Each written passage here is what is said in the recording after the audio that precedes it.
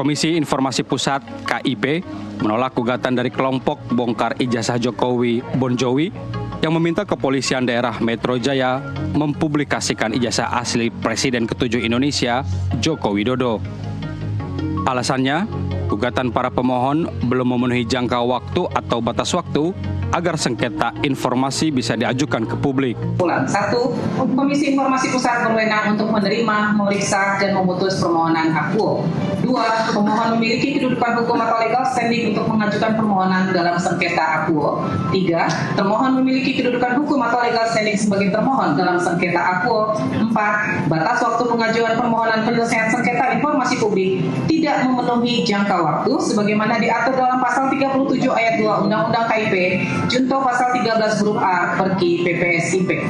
5. Amar putusan memutuskan 5.1 menolak permohonan pemohon untuk seluruhnya.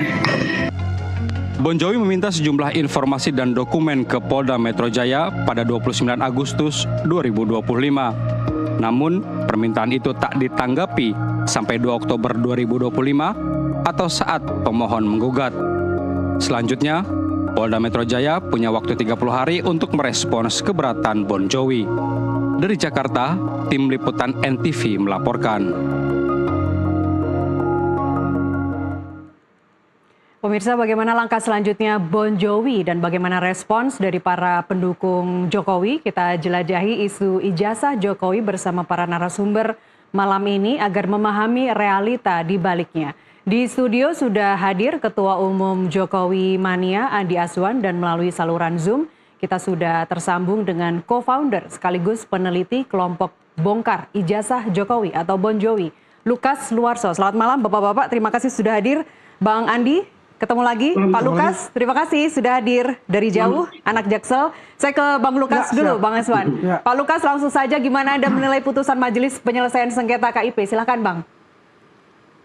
Ya, karena itu putusan prosedural, jadi ya kita terima dengan sukacita. Benar, sukacita. Jadi bahkan kami sangat senang dengan putusan itu, blessing in disguise. Jadi dengan putusan itu, kami punya sedikit jeda waktu dan kelegaan ya. Karena kami akan fokus bulan Desember ini, kita akan fokus debat dengan KPU dan UGM. Nah, jadi kepolisian kita hold dulu sampai mereka menata diri.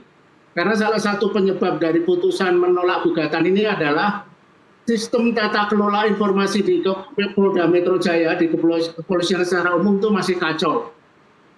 Belum ada koordinasi, belum ada sistem yang bagus ya. Jadi misalnya formulir pengaduan masyarakat itu PPID, pejabat pengelola informasinya belum ada. Nah, intinya kami dengan senang hati menerima ini. Bagi kami, kami sudah memasukkan lagi permohonan terbaru kemarin. Nah, dalam permohonan kami yang terbaru itu bahkan kami tambahkan 3 permintaan baru. Jadi kalau yang pertama cuma 8, ini menjadi 11. Sebentar. Tambahan baru adalah Pak Lukas, sebentar. Yang 8 aja kemarin itu secara prosedural tidak memenuhi, melewati batas waktu. Gimana ini mau ditambah 3? Jadi apa upayanya nanti? Loh, karena batas waktunya itu gini loh Mbak. Setelah kita mengajukan jadi mengajukan permohonan nggak direspon, bukan nggak direspon, ternyata mereka nggak pernah menerima. Karena itu tadi, tidak pernah ada koordinasi dengan Mabes Polri. Karena surat permohonan kami kirimkan melalui email Humas Polri yang dikelola oleh Mabes Polri. Jadi email itu tidak pernah di-forward, disampaikan ke Polda Metro Jaya. Jadi mereka nggak pernah tahu. Polda Metro Jaya baru tahu bahwa ada permintaan kami itu ketika diundang pada sidang pertama 2 minggu lalu. Nah, jadi itu benar-benar teknis. Jadi mereka nggak pernah tahu.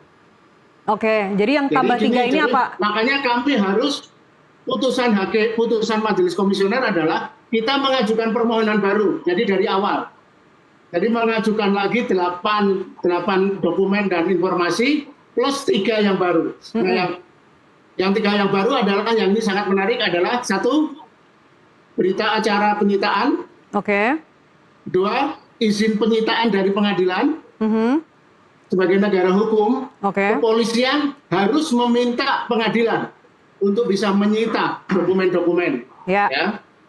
Yang ketiga, kami juga minta daftar 504 dokumen yang disita dari UGM. Jadi dengan demikian, permintaan kami semakin dalam, semakin merasuk dalam sistem tata kelola informasi di kepolisian. 500 Jadi apa nanti kami Pak Lukas, bisa- maaf? 500 apa Pak Ya. Lukas, maaf? Diulang.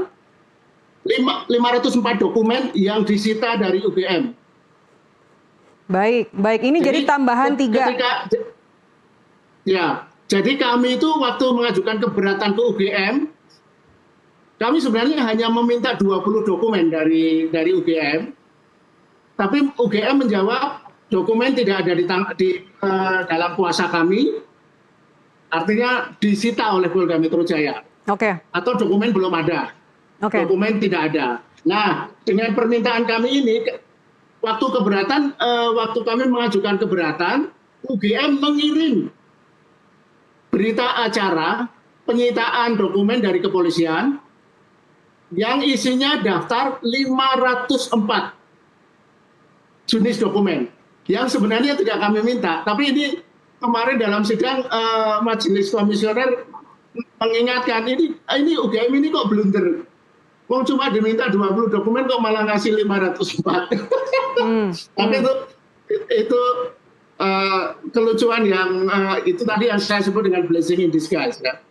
Jadi nanti akan semakin menohok permintaan kami, dan karena Senin depan kami akan melakukan perdebatan di KPI dengan UGM dan KPU. Jadi nanti setelah itu kami akan coba cross check keterangan UGM dengan apa yang dipunyai oleh Polda Metro Jaya. Oke, berarti ini nanti kalau sudah diakomodir semua, Pak Lukas, Anda berharap apa ini? Udah jelas semua ya, ada 500, Anda minta 20, Ya, tapi 500. Ini Anda... Paling tidak puzzle ya, susunan puzzle misteri yang masih bolong-bolong itu akan ketemu. Akan ketemu. Terus apa? Puas ya kalau udah jelas semua, udah... Kalau mengutip Mas Roy ini udah ceto semua, udah apa? Ceto, nyoto, Ya, pleno, udah. Begitu. Ya, oke, saya lempar begitu. dulu. Tapi ingat bedanya kami dengan Roy Suryo adalah Roy Suryo kan sudah menilai 99% palsu. Oke. Kalau kami, karena ini pendekatannya ilmiah, kami belum berkesimpulan. Kami menunggu data-data dulu yang masuk. Nunggu data-data yang masuk. Oke, Bang Azwan, 500 dokumen itu bisa menjelaskan semua nggak itu menurut Anda? Ya, kalau kita lihat yang disita oleh Polda Metro Jaya kan begitu besar, begitu banyak ya. Iya. Berarti di Fakultas Kedokteran itu dia mempunyai dokumen itu memang tersusun dengan baik gitu. Ya. Dan ini memang menarik untuk itu. Tapi kalau apa yang diperjuangkan oleh Bung Lukas dengan kata Bon Jovi itu, yang dia katakan bahwa kita bersuka cita, itu adalah kebalikannya sebetulnya. Dia bukan bersuka cita. Kenapa? Blessing in Ibu disguise loh dia Kurnia bilang. dan juga mengatakan sampai bilang, aduh kita kenapa begini, kita disalahkan, kita kalahkan, dikalahkan dan sebagainya. Pada awal waktu KIP itu ini, wah ketahuan nih KIP akan membantu, akan gini-gini macam-macam. Tapi akhirnya pasti ketok palu, ya ditolak semuanya. Ya kan dia kan mengajukan lagi. Tapi kan prosedural itu, secara administratif kita lihat belum ini memenuhi. saja, bicara begini, berarti ya kalau kita lihat, berarti kan mereka tidak sesuai dengan apa yang diinginkan oleh KIP. Secara prosedural aja dia nggak melakukan itu kan. Karena melewati batas waktu, Bang. Nah itu salah siapa? Jangan disalahkan lagi ke Polda Metro Jaya. Kan mereka ini kan ya, dalam prinsipnya selalu mengatakan adalah semua institusi negara itu adalah salah. Dan dia yang paling benar untuk itu. Kita lihat aja juga bagaimana ya, kalau lihat apa yang dilakukan. Nah tadi katakan ini secara ilmiah. Pak Lukas kan? Ya kalau bilang aja saya ini pendukungnya Roy Suryo dan kawan-kawan, kita bagi tugas. Itu lebih gentle ngomong gitu. Jangan berlindung dari yang namanya bahwasanya peneliti ilmiah. Gitu loh. Ujung-ujungnya kan begitu.